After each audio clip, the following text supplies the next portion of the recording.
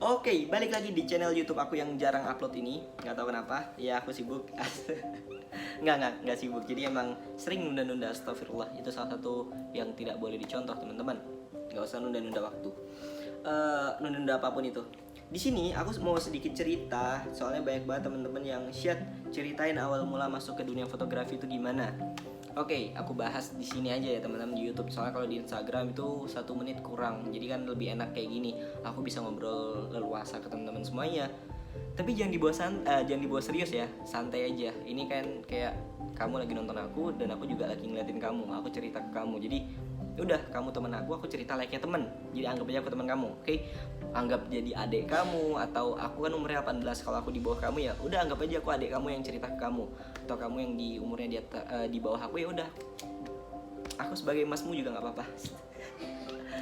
Oke, sebelum kita masuk ke poin gimana sih aku mulai fotografi itu, sebelum kita masuk ke situ, aku mau ngajak teman-teman buat produktif. Oh iya, teman-teman, sebelumnya aku minta maaf karena ini jam mainnya Kiha. Aku tag video jam 10 pagi. Jadi Kiha masih bangun. Jadi ya ini jam mainnya dia. Jadi kalau ada suaranya Kiha ya aku minta maaf, ngeganggu audionya. Dan kalau misalnya ada suara batuk ya aku juga minta maaf karena Umi lagi sakit. Gitu. Oke, semoga nggak ngeganggu banget sih. Lanjut. Kenapa harus bahas produktif? Kenapa nggak langsung aja ke inti ceritanya? Kenapa kok suka fotografi? Kenapa harus bahas perihal produktif dulu? Teman-teman, ini sejalan, ini nyambung. Jadi kalau teman-teman emang suka atau minat ke dunia fotografi, kreator video, atau ini yang kayak kreator lah gitu ya, yang dunia kreatif gitu ya, teman-teman nggak bisa masuk ke itu semua kalau teman-teman nggak produktif. Kalau teman-teman nggak bisa ngatur waktu teman-teman sendiri, kalau teman-teman nggak bisa mengendalikan nafsu diri teman-teman sendiri. Kenapa aku bilang gitu? Karena sebelum aku masuk ke dunia fotografi, kreator video, hidup aku nggak produktif, tapi nggak separah teman-teman yang mayoritas sekarang ya, teman-teman yang seumuran aku. Umurku kan 18 tahun, jadi aku tahu anak-anak seumuranku tuh ngapain sekarang. Mayoritas ya, nggak semuanya kayak gitu.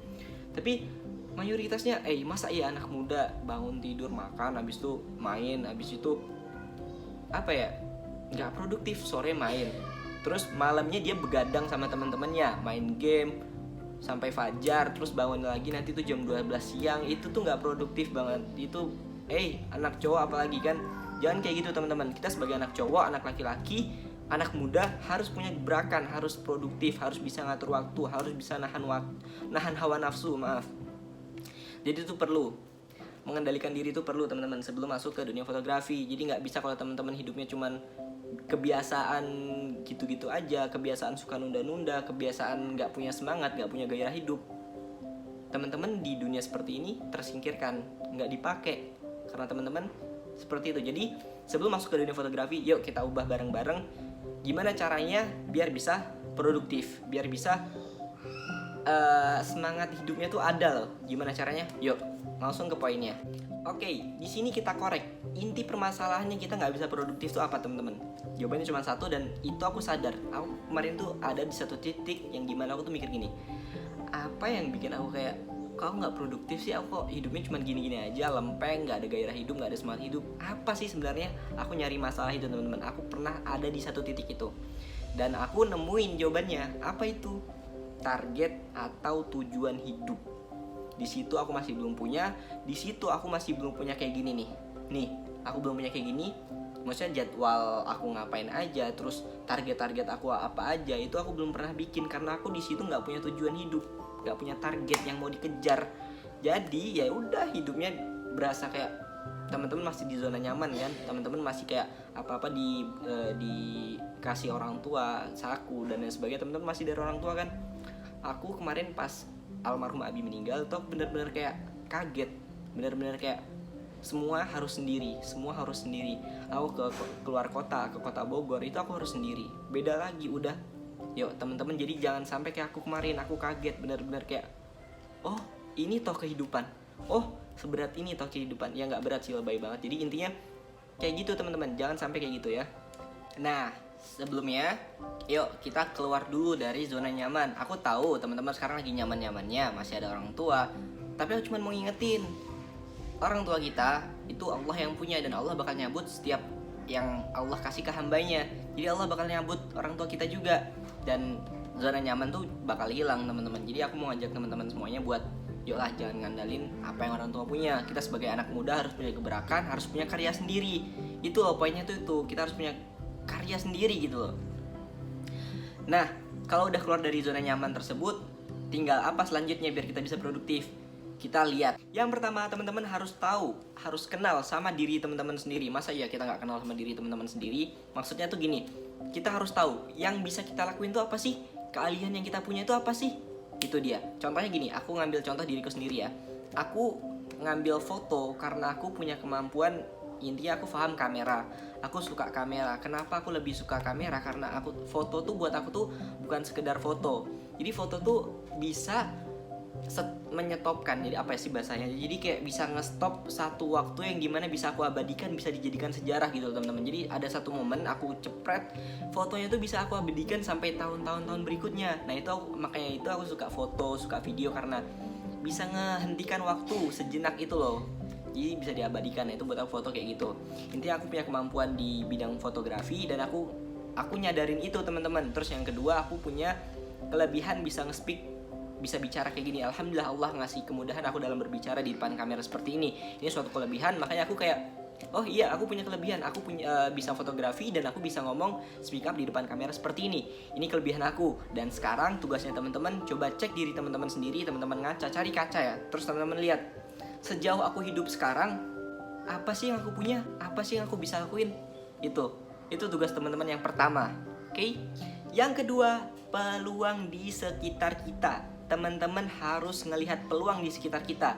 Kita kan udah punya kemampuan nih, kita udah punya keahlian. Nah terus tugas berikutnya apa? Lihat peluang di sekitar kita. Kira-kira dengan kemampuan yang kita miliki ini bakal kepake gak sih di sekitar kita? Bakal diambil gak sih jasa yang kita punya? Gitu teman-teman. Contoh kecil lagi nih, aku punya keahlian, punya kemampuan fotografi. Terus aku ngelihat di sekitar aku, kira-kira kalau buka jasa fotografi bakal laku nggak ya, bakal dipakai orang apa nggak ya. Nah itu perlu teman-teman harus lihat peluang di sekitar teman-teman. Jadi jangan sampai teman-teman jalan di suatu jalan, teman-teman nggak punya persiapan, teman-teman nggak punya perhitungan, teman-teman nggak ada apa ya udah langsung jalan aja. Nah itu salah teman-teman. Kalau teman-teman langsung jalan tanpa persiapan dan di tengah jalan ada kendala, teman-teman jatuh, teman-teman down, dan teman-teman bakal males lagi buat ngulang itu yang keliru. Jadi ketika teman-teman udah tahu kemampuan teman-teman tuh apa, terus lihat peluang di sekitarnya kira-kira besar atau tidak. Kalau misalnya enggak gimana? Kalau misalnya enggak, ya udah teman-teman agak geser dikit. Misalnya ini lurus terus geser dikit aja. Lihat teman-teman punya apa lagi yang bisa. Kan aku yakin kemampuan yang ada di diri kita tuh nggak cuma satu. Teman-teman jangan jadi orang bodoh yang menganggap dirinya tuh cuma bisa ini. Stop jadi orang bodoh. Jadi benar-benar kita nggak cuma bisa satu kok, kita bisa punya ini, kita bisa punya ini. Manusia harus gitu teman-teman, kita bisa semuanya gitu. Tapi ya yang mendominan ya benar-benar teman-teman bisa menguasai itu yang teman-teman kerjakan. Jadi kalau emang teman-teman lihat kayak peluangnya kecil, ya udah teman-teman geser dikit. Kira-kira apa lagi yang bisa aku lakuin? Misalnya apa yang berpeluang di sini? Itu yang kedua. Nah sekarang kita masuk ke yang terakhir, yang ketiga. Apa itu? Konsisten. Ini yang terberat teman-teman, nggak bisa, ini yang terberat, serius. Jadi ketika kita udah tahu, misalnya kita udah tahu nih kemampuan kita apa, terus kita tahu peluangnya tuh ternyata besar dan kita ambil tindakan ini, pasti setiap kita yang pengen menghasilkan pencapaian yang luar biasa, yang besar, yang kayak menguntungkan banget buat kita pasti melalui proses dong. Dan kadang proses tuh naik turun. Kadang kita di atas, kadang kita di bawah. Itu kan menyebalkan banget, bosenin, terus kayak bikin gak mood. Itu semangat dari setan. Nah, apabila kita nggak konsisten terhadap apa yang kita ambil gitu teman-teman. Misalnya nih kita udah ngambil jalan ini, fotografi misalnya kan, dalam hal apapun ya, entah silat, entah ya intinya apapun, teman-teman udah ngambil suatu jalan, itu kalau bisa harus konsisten, jangan sampai kegoyah, jangan sampai kayak gara-gara galau terus teman-teman kayak udah capek gitu. Jangan teman-teman, di depan nanti itu ya, maksudnya di depan nanti itu ada hasil yang nungguin kita. Jadi usahakan tetap konsisten, jangan sampai goyah gimana?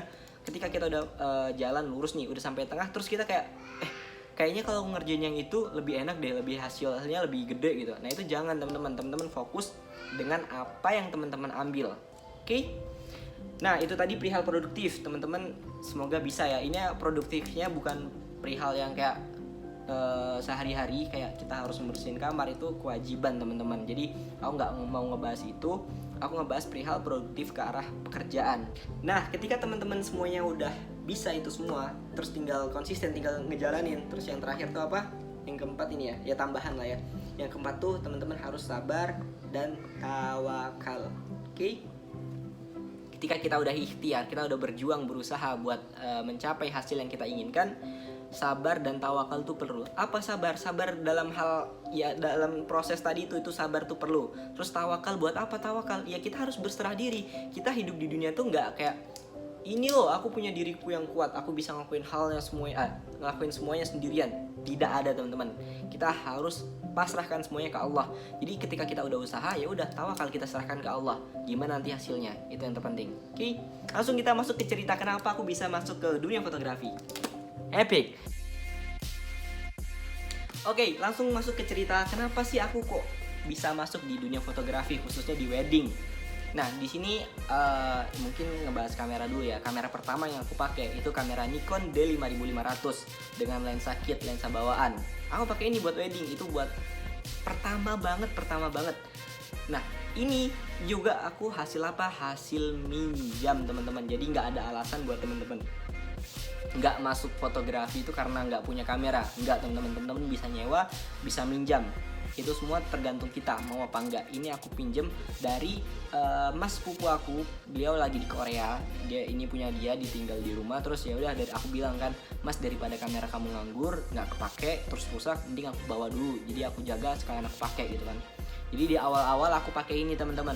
Ya gambarnya nggak bisa bokeh karena ini lensa kit, lensa bawaan. Benar-benar ya gitulah. Jadi awal banget itu aku pakai kamera ini. Terus kok bisa masuk ke dunia wedding tuh kenapa? Gini teman-teman, aku punya tante yang dimana beliau itu make up pengantin gitulah, mua ya. Nah itu, jadi beliau kerjanya di sana. Terus aku diajak, yuk nyoba yuk masuk ke dunia wedding gitu kan, fotografer wedding gitu. Katanya menjanjikan. Terus kan aku kayak, yang bener gitu kan, kayak masih ragu teman-teman. Terus aku lihat, oh iya aku ada kemampuan di fotografi, kenapa nggak aku masukin ke sana aja? Terus ini ada peluangnya kan? Ini kan nyambung sama yang tadi kan. Nah ini ada peluangnya, kenapa nggak aku masuk aja? Terus aku masuk ke situ teman-teman. Hari pertama aku motret itu ya udah kayak orang pelongah-pelongoh, nggak tahu cara mose pengantin dan lain sebagainya. Untung aku dikenalin salah satu fotografer yang dia tuh temennya tanteku juga. Dikenalin, terus beliau namanya Mas Taufik ya, aku sebut aja beliau Mas Taufik namanya. Beliau orang pertama yang ngajarin aku fotografi. Aku belajar fotografi itu otodidak, gak punya guru. Guru di sekolah pun kayak kurang buat aku. Jadi pertama kali yang ngajarin langsung benar-benar kayak cara ngoprak-ngaprik kamera terus di lapangan ya itu tadi Mas Taufik namanya. Aku berterima kasih buat Mas Taufik. Semoga nonton video ini ya, kalau nonton aku seneng banget. Nah intinya aku diajarin beliau. Ya udah, aku foto jepret. Dan yang mose pengantinnya sih beliau. Jadi aku bukan yang bisa mose karena itu di awal banget kan teman-teman. Ini aku masih ikut dari kayak gitu. Terus sehari, 2 hari, 3 hari ikut job ya udah gitu aja. Ini aku dari hal minjem, awalnya ini benar-benar minjem, kamera minjem, sampai aku punya kamera Sony A72 nih. Kelihatan gak sih? Nah tuh, jadi sampai aku punya kamera ini. Dari apa? Dari yang awalnya minjem teman-teman. Aku kemarin tuh sempat berpikir gini, kamu tuh cuman punya ini loh, kamu gak bakal bisa kayak dia kameranya lebih tinggi daripada kamu. Terus aku kayak, loh kok jadi kayak orang bodoh gitu kan. Aku ngomong kayak, jangan jadi orang bodoh gitu loh. Kamu jangan membatasi diri kamu sendiri. Kamu bisa kok ngelebihin dia, kamu bisa kok sama kayak dia atau bahkan bisa lebih gitu teman-teman. Jangan jadi orang bodoh. Ini aku ngomong diri aku sendiri ya, buat hal apapun. Jangan jadi orang bodoh yang membatasi dirinya sendiri. Karena mayoritas orang gagal menuju ke kesuksesannya. Aku belum sukses ya, tapi aku berjuang. Aku pengen kayak, ya ini video ini jadi pengingat aku. Kamu kemarin udah bikin video ini loh. Masa kamu sekarang malas-malasan? Masa kamu gak lupa kamu ngomong apa kemarin? Nah, video seperti itu sebenarnya tuh buat aku pribadi, buat pengingat aku pribadi, bukan buat teman-teman juga. Ya kalau buat teman-teman ambil ya monggo gitu kan. Tapi ini video ini khusus buat aku pribadi. Jadi ketika aku lagi futur, ketika aku lagi males-malesan, aku bakal ngecek ke YouTube, ke Instagram, video-video yang aku share, tuh bakal aku kayak renungin sendiri. Kamu kemarin bilang ini loh, masa ya nggak kamu kerjain? Itu sebenarnya teman-teman. Nah intinya yang bikin mayoritas orang gagal menuju kesuksesannya itu apa? Bukan larangan orang tua. Kalau teman-teman nggak dapat izin dari orang tua masuk dunia fotografi, itu karena orang tua ngelihat teman-teman belum siap. Kalau teman-teman udah siap, kayak siap dalam hal apapun ya, dalam ilmu, dalam kayak ya orang tua kalau ngeliat kamu tuh udah siap, kamu udah mampu, orang tua bakal ngizinin, orang tua bahkan orang tua bakal ngebeliin gitu. Jadi kalau orang tua ngeliat kamu belum siap, ya tugas kamu percayain orang tua, kamu harus ngomongnya tuh detail, bener-bener kayak, mah kalau mama papa ngemodalin aku ini nanti bakal balik lagi loh beberapa tahun yang akan datang, atau intinya semuanya harus detail. Kamu kayak nanti itu aku pengen ini, pengen gini. Jadi ada step-stepnya. Jadi orang tuanya temen-temen tuh bakal kayak, oh anak saya udah matang, anak saya ini kalau dimodalin dia bisa jalan sendiri gitu teman-teman. Jadi kalau izin tuh bukan penghalang, sama sekali bukan penghalang. Yang ngehalangin kita menuju kesuksesan tuh apa? Diri kita sendiri. Kita yang kayak, hey batas kamu tuh ini doang, jadi kamu nggak bisa lebih. Nah itu orang bodoh. Aku bodoh. Jadi jangan sampai kita ngebatasin diri kita sendiri gitu. Oke, sekian dari aku video kali ini. Semoga teman-teman bisa ngambil baiknya, walaupun gak ada baiknya di video ini. Ya teman-teman bisa ngambil lah, pilih-pilih poin yang baik gitu. Apabila ada gangguan audio ya aku minta maaf gitu kan. Ya aku pakai alat seadanya ini, rekam pakai HP, edit nanti cuma pakai HP. Karena ya video gini aja kan, simpel editnya, jadi aku pakai HP aja editnya. Oke, sekian dari aku teman-teman. Kalau teman-teman minta bahas sesuatu, nggak harus perihal fotografi, misal dakwah atau pertanyaan yang itu emang harus dijawabnya panjang durasinya, bakal aku lempar ke YouTube. Kalau nggak di Instagram TV mungkin ya. Juga terakhir sebelum aku tutup teman-teman, yuk kita sama-sama ngedoain teman-teman kita, saudara sanak saudara kita, termasuk Umi Irsyad juga, beliau lagi sakit. Irsyad minta doanya teman-teman. Ya kita sama-sama ngedoain sanak keluarga kita yang sekarang lagi Allah berikan musibah, Allah titipkan ujian ke mereka yang diuji sakitnya gitu. Jadi kita sama-sama doakan semoga Allah segera angkatkan penyakitnya, penyakit apapun itu, dari yang ringan sampai yang berat.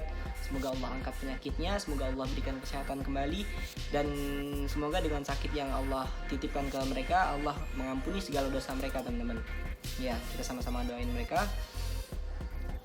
Ya aku minta doanya juga buat umi aku, buat keluarga aku, dan aku juga bakal ngebalik doain teman-teman semuanya. Makasih teman-teman udah nonton video aku. Semoga teman-teman terhibur, semoga teman-teman bisa ngambil hal baik yang ada di video ini. Oke, kalau teman-teman mau nge-request video pembahasan yang panjang, jangan lupa langsung komen aja, nanti bakal aku bikinin, insyaallah. Oke, syukran jazakallah khair. Di-share ya kalau misal teman-teman suka. Barakallahu fiik. Assalamualaikum.